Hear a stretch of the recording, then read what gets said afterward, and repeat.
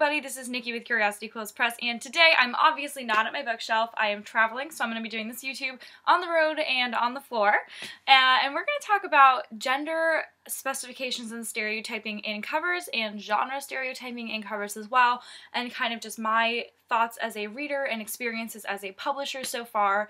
Let's get started. Alright, so first off, let me kind of lay out the situation, at least from my perspective. Most genres have a look, which is what they believe the target audience and the demographic will like, obviously.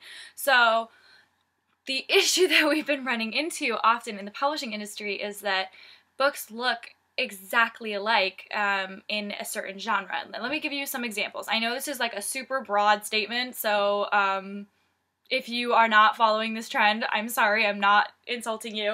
Or if you are following the trend, I'm not insulting you. But it's just a generalization of a lot of genres. So here we go. YA contemporaries. Fairly simple with a girl doing something.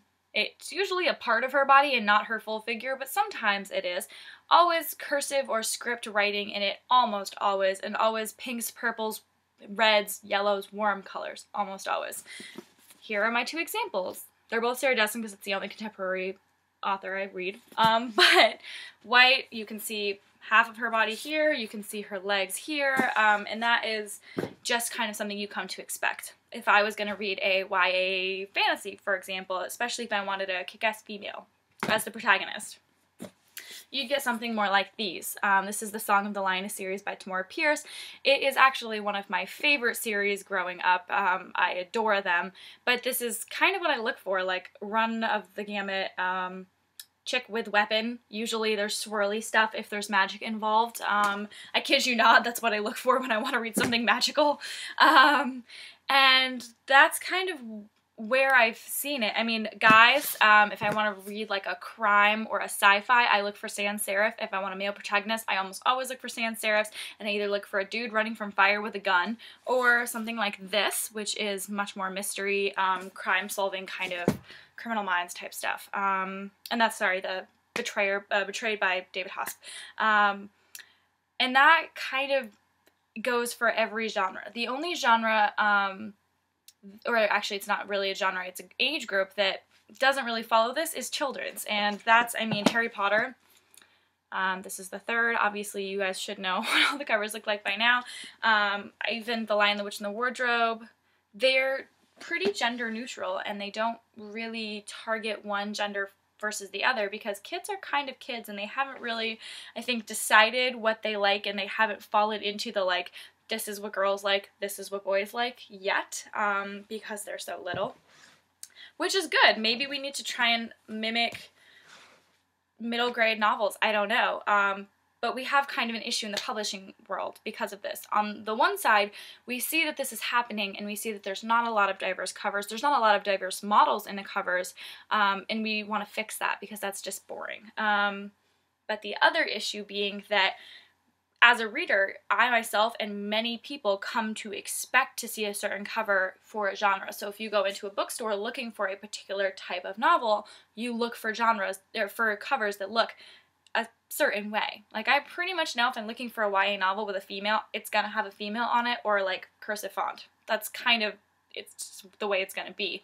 Minimalism being a trend has helped. The Fallen Star Stars is a great example of that. Pretty minimal, very gender neutral to guys and girls. I really had no idea that it was going to make me weep publicly when I picked up that book. I should have known better. John Green, he did it again.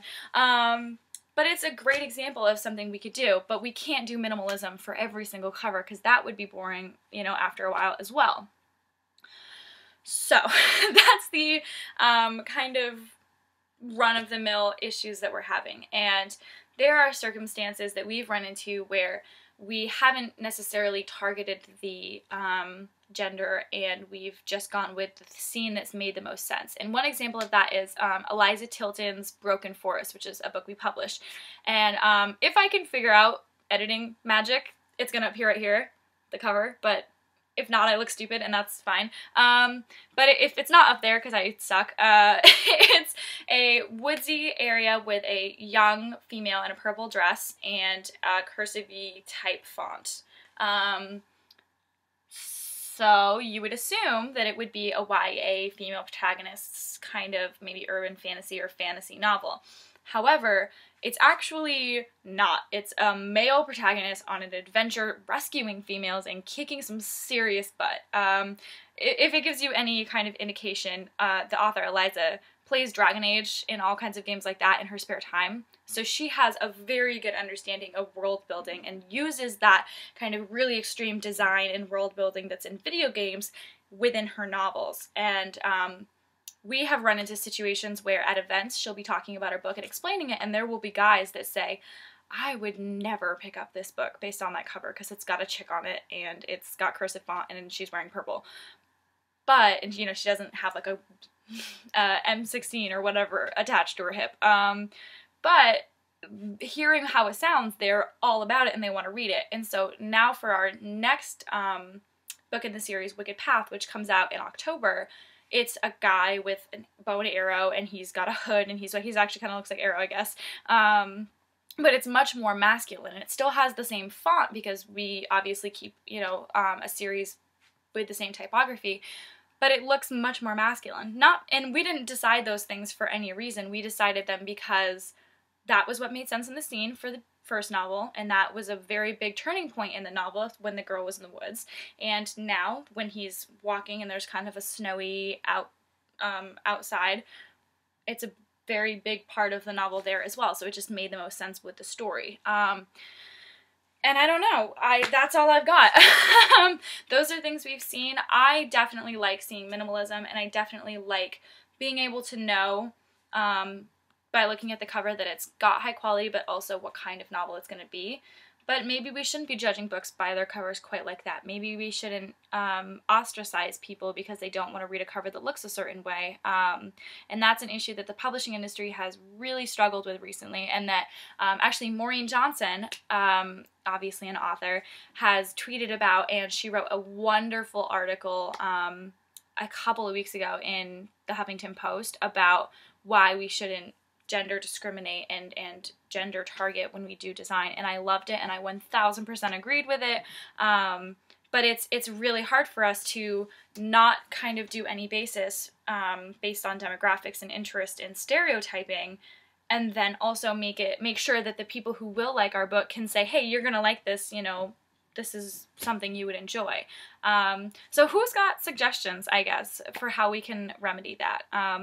The only suggestion I have right now is, if you're an artist, to submit to a fan contest that is going to be linked down below with a little announcement, and that is going to be us being able to change our covers in a way. We want you guys to pick any Curiosity Quills cover, and you can just go to curiosityquills.com/books, and you can see all of our covers. And you can even pick a genre or an age group if you want in our filters, but pick any cover and make it the opposite gender, or make it gender neutral.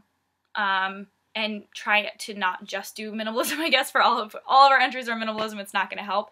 But we want to see what you guys can do. And the winner is going to get a brand new Coral X6 Paint Shop Pro, which is an editing suite, and we're going to buy the work from you, obviously, for the cover and publish it.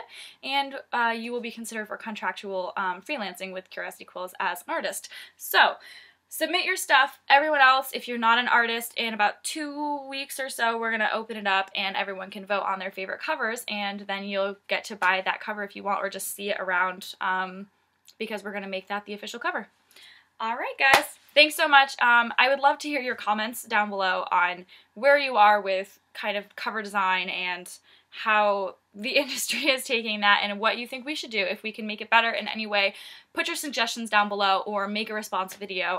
That would be fantastic. I would be so excited if you do that. We can actually do things that you suggest if, you know, they're good ideas. So send us good ideas, and maybe we'll change the industry a little bit. Thanks guys, talk to you later.